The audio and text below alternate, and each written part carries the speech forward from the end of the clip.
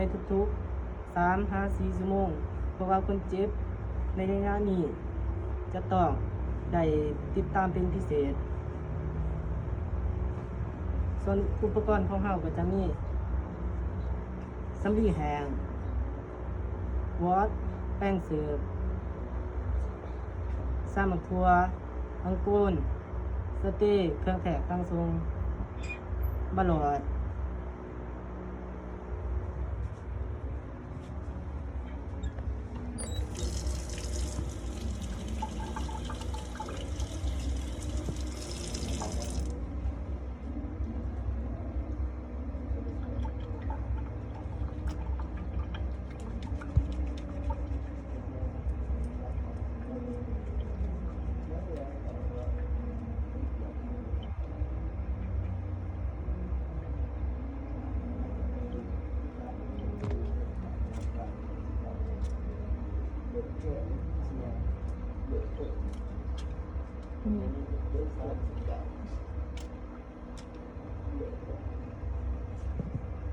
โคตรมันเหนื่อยเลย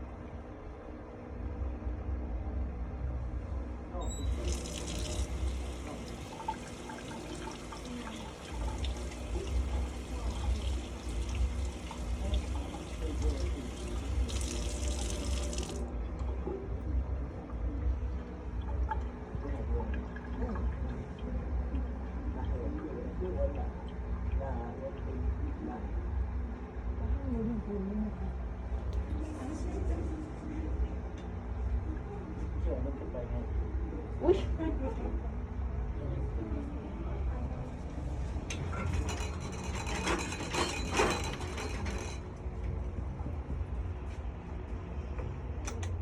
ค่หมูเพียงยังไม่กี่เฮงคือการน่ะ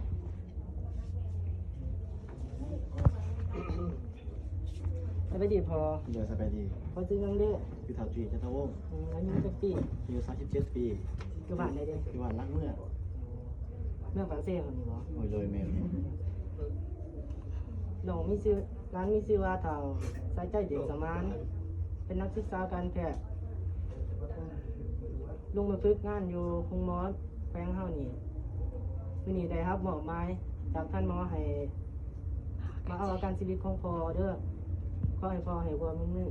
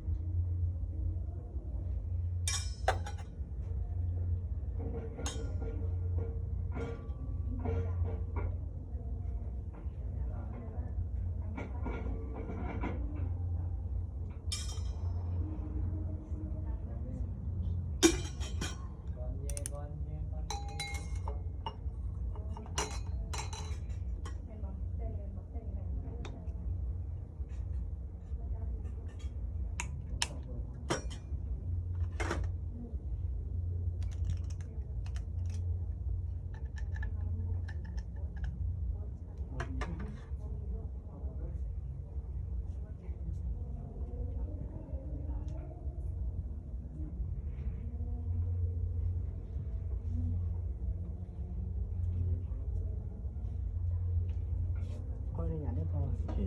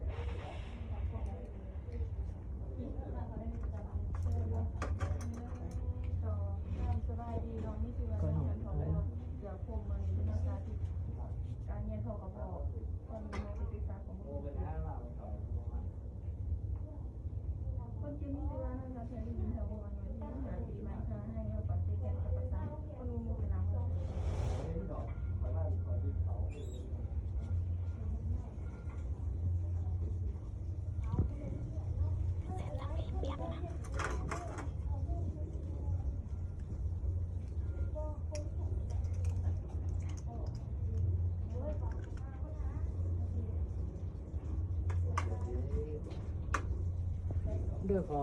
อาการของพอนี่ไข้เล็กน้อยเนาะก็ให้พอพักผ่อนอีกหน่อยนึงก็สิเช้าละ โอเค